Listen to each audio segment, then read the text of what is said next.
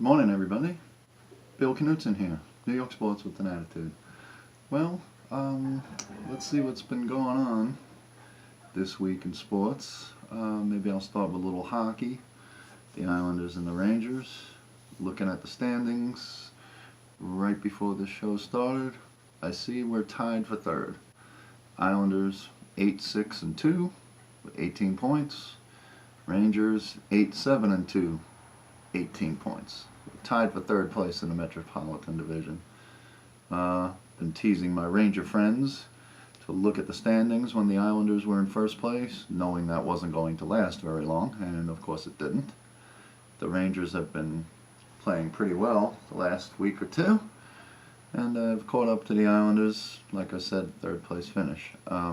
Once the Islanders lost Tavares, we didn't make the playoffs last year with him. I was expecting a slide, and I'm sure I'm going to get it.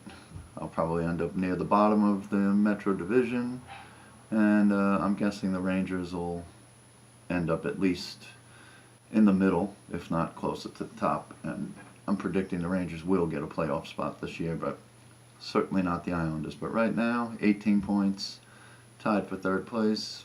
They're playing decently, but the Rangers seem to be on an upswing, and the Islanders have been sliding a little the last week or two, as I expected, but hopefully I'll be wrong and the Islanders will end up challenging for a playoff spot, but I don't see it. They just lost their best player and didn't make the playoffs last year, so why would I think they're going to make the playoffs this year? But hopefully I'm wrong. We'll see.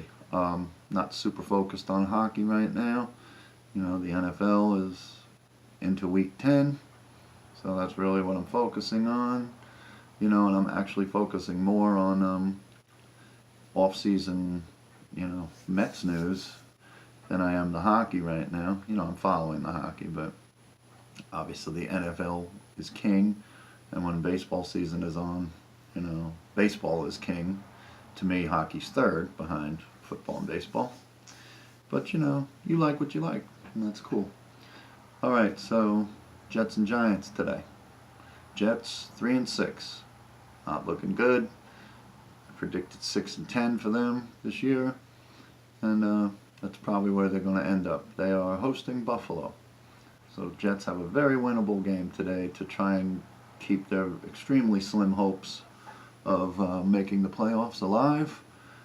They have to win today, and today is definitely a winnable game against the Buffalo Bills, who are probably worse than the Jets are.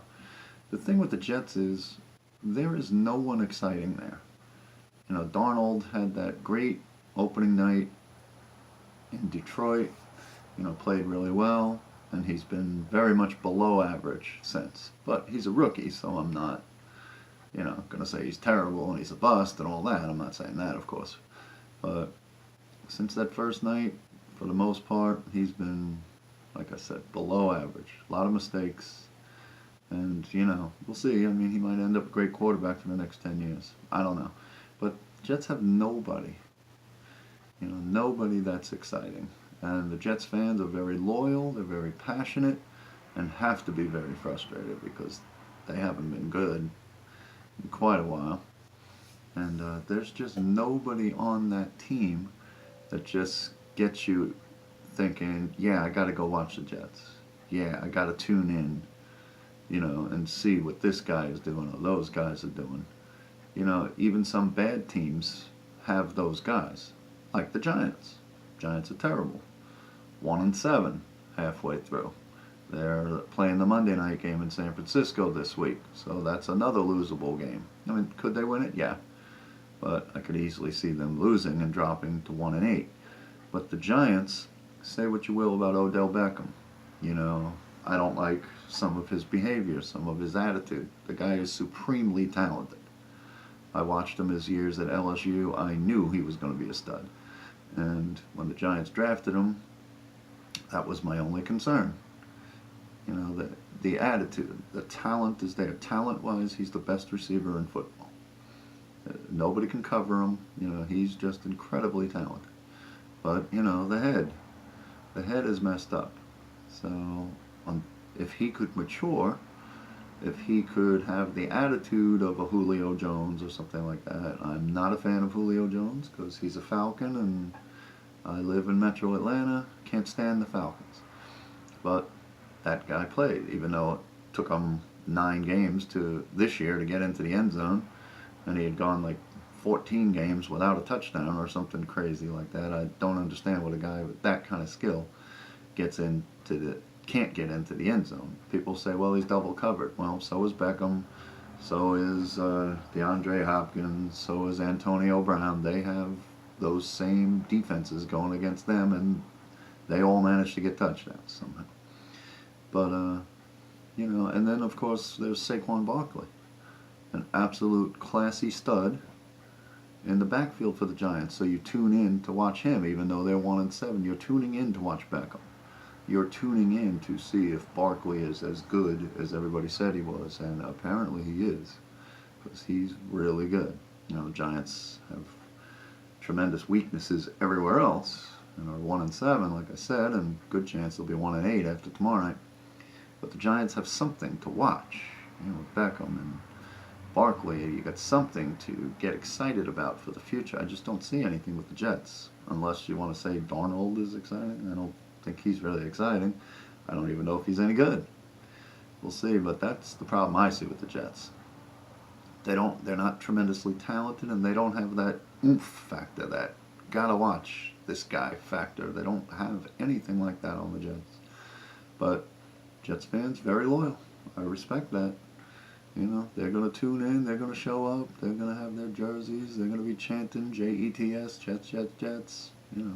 That's what real fans do. Down here in Atlanta, they don't have real fans. As soon as the Falcons are no good, that beautiful new stadium's going to be a ghost town, because they just don't support teams if they're not winning. So, but anyway, we'll see how it goes. I think the Jets are going to win today. Beat Buffalo, be 4-6, and have a slight chance if they can put some wins together to stay in the playoff hunt. Obviously, the Giants' season is long over, but we'll see if Barkley can continue to ascend and Beckham can live up to that big contract. Just be quiet, play hard, and earn your money. Last thing I want to talk about quickly is about the Mets. Obviously, they're not playing, but they're in the news. I'm hearing Manny Machado, Bryce Harper, people, I'm sure, just trying to get people to read their articles or read their posts or whatever. Not for a second do I believe we're going to have either one of those. Harper turned down 10 years, $300 million from the Nationals. So I'm guessing his agent will probably get him a 10-year deal with a contender, somewhere in the $325 to $350 million range, and I think Machado will have the same. They're both about 26 years old, not even in their primes yet. They're both going to get 10-year deals, I think, in the $325 to $350 million range.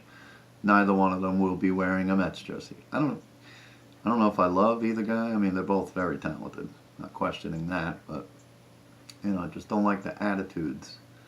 I don't like guys that don't play hard. As I've said before, I never played professionally. I've got scars all over me from hustling. I think if you're part of a team, you're committing to giving your best to that team. No matter what I played as hard as I could. And like I said, I have scars all over me. I can't imagine how hard I would play for $30 million a year. I played as hard as I could for nothing. So that's just pride. You're part of a team. You give it your best shot. I don't understand the problem. I know it's 162 games. It's a grind, whatever. Yeah, I'll go through the grind for their paycheck. No problem.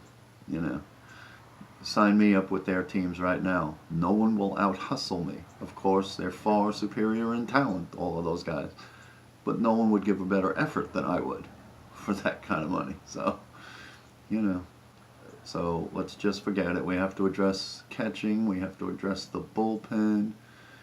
We need another bat because we have no idea about Cespedes. Is he going to be out to the All-Star break? Is it going to be longer? We have no idea. And our lineup's not good enough. And outside the top 2 starters, obviously you have the great DeGrom, the great Thor, Wheeler, who pitched really well the second half of last season. After that, a lot of question marks, and obviously the bullpen, a ton of question marks. So we need catching, we need bullpen help, we need at least another big bat in the lineup to try and replace Cespedes. We've got a lot of things, but forget about Machado and Harper. We're not getting either one of those. All right, well, that's it. Enjoy week 10 of the NFL. It's a nice day here in Georgia. A little crispness in the air. It's only going to be in the 50s today and sunny. So wherever you are, wherever you're listening, hopefully the weather's good and you enjoy your day. All right, subscribe to the show if you can.